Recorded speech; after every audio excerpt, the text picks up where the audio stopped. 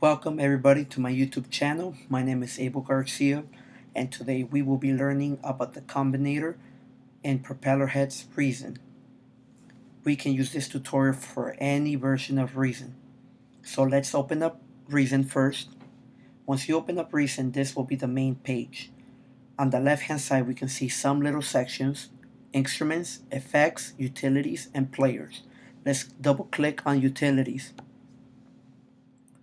Once you click on that section, you can see the devices on the left hand side. We can see the combinator and different kind of devices. So let's click on the combinator. So let me give you a small explanation about what the combinator is. A combinator is a powerful tool that you can use for live performance to create your own sounds or to split sounds. So the first thing I want you to focus is how to properly use the combinator. We're going to go on utilities again and drag one of these mixers. Once we drag a mixer, we are going to change the name of these knobs. The first one will be piano. The second one, organ. Once we finish typing the names, we are going to drag two instruments. So let's go on the left hand side on the instrument section and drag two of these. IDA instrument.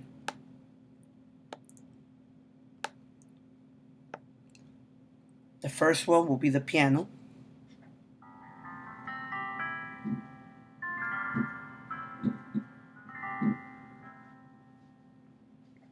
And the second one will be the organ. So using these buttons, we can search the library.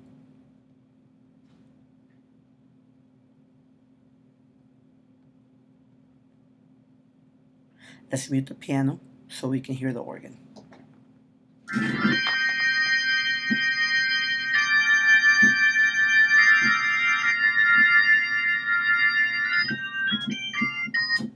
So you can hear the organ. So let's mute the piano. As we can tell, the organ is really outpowering the piano. On the combinator, there's two important sections: the show devices and the programmer. So let's click on the programmer. So let's say, for example, we want to use the organ as a pad for the piano to fill in the music. We will click on the line mixer and use these knobs to control the volume. Once we click on the midline mixer, we will use the first one and click on channel number 1.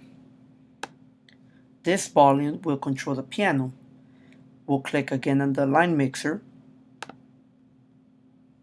Now we're going to go on the second. We will go on level and check level 2. Basically, level 1 represents the first knob on the mixer. Level 2 represents the second knob in the mixer. And these two knobs are controlled by these parameters of the combinator. So for example, let's say we want the organ to be at 100%. We just click on it and drag the number down. And we want the piano to be at 127%. So basically, when this knob is turned, the first one, all the way to the right, it will be at max volume. When it's turned down all the way to the left, that means it has no volume. It's at 0%. Let's say the organ, the same thing. If we go to the right, it's at 100%, and we go to the left, it's at 0%. So right now, the piano is the only sound playing. So let's say we want to layer the organ.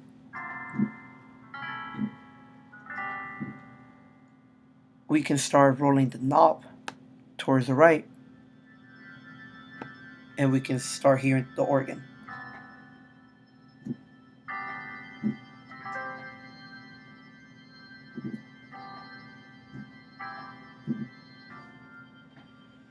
It depends on the taste. If you want to hear the organ more, you can turn the knob a little bit more to the right, or if you're more like a classical musician, you can turn it down a little bit more.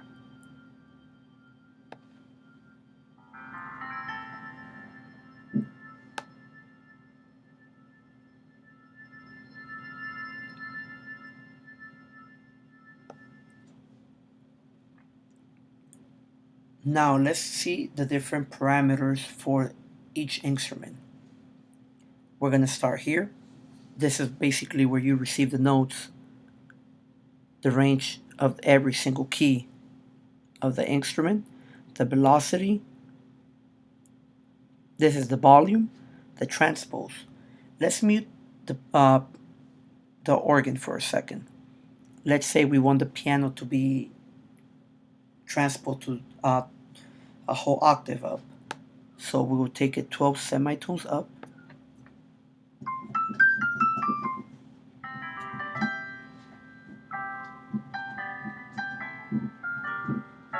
So you can tell that the piano is higher now. So let's take it back to its regular position.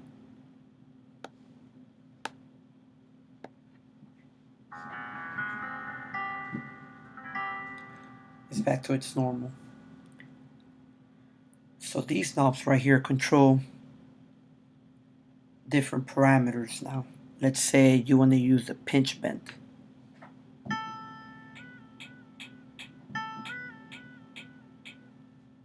Let's say you don't want to use it, you can just unclick it. It will not make any effects to the piano. If you can tell, I'm moving the pinch wheel and it's not letting the piano do any effects. Let's say we want the mod wheel off. We check it off. You can tell it's not processing the sound. Let's click it again, engage it. You can tell that now it's affecting the sound. Let's say we don't want the piano to have any sustain.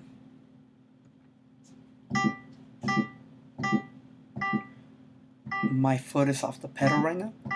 Let's say now we want it with sustain. We click on it again. I'm gonna step on the pedal.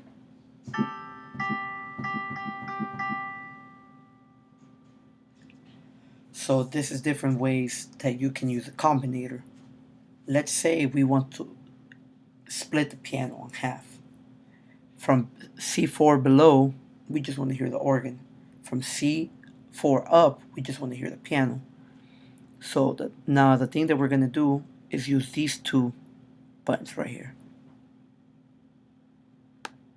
So this one is going to drag the piano all the way to C4.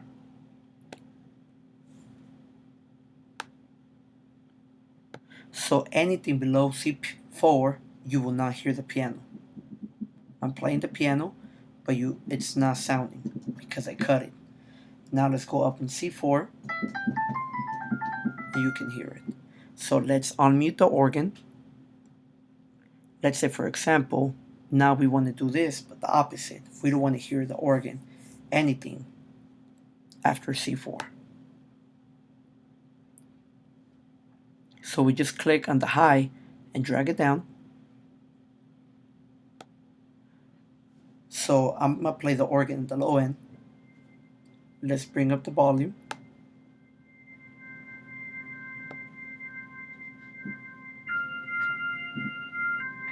But you will not hear it after C4. You just hear the piano. So let's play something with the organ on the left hand side and with the piano on the right hand side. Let me just bring the organ a little bit down.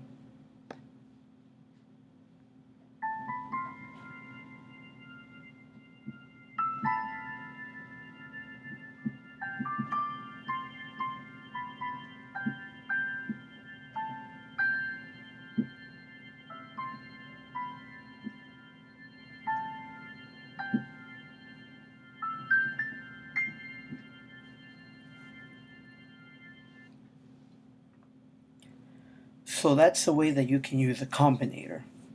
you can use these knobs here to control the volume. Let's say we want to mute another instruments. So let's name this one piano and this one organ.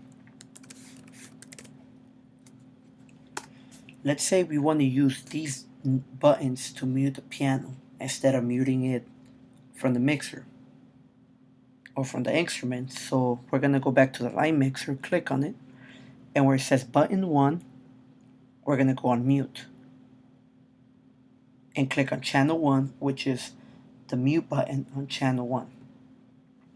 So now every single time I press the button for the piano, you cannot hear anything because it's mute. Let's unclick it, and now we can hear it. Let's do the same thing for the organ. Let's go on line mixer. Let's go for button 2. Let's go on mute, channel 2. Right now it's engaged, the mute, so you can't hear nothing. Once we ungauge it, we can hear it. Let's say you don't want to see any of this when you're playing live. We can just click these two and it will take you to the basic format of the combinator. But we can still use these knobs and these buttons to mute and control the volume. I hope this video is really helpful. Please remember to subscribe to my YouTube channel and turn on your notifications for any more content that's coming.